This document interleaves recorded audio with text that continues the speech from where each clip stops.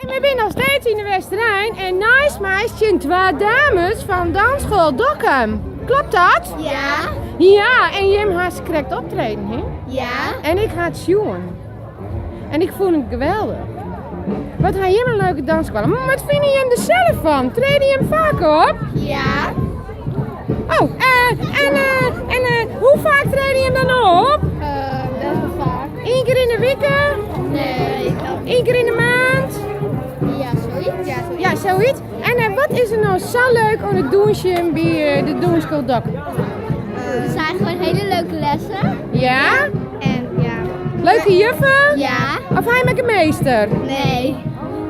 En die kleine, wat ik had net helemaal goed meekregen wat gymstickje bij. Kruimeltje.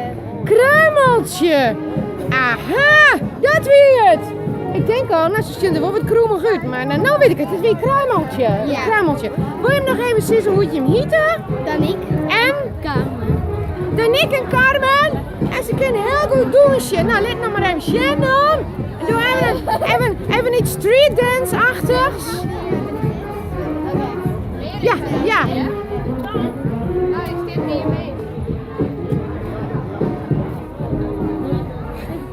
Oh, yeah! Hey, dames, tegen dank. Even deze dames liken. En dankjewel, hè? Ja. Dankjewel. Doei. Doei!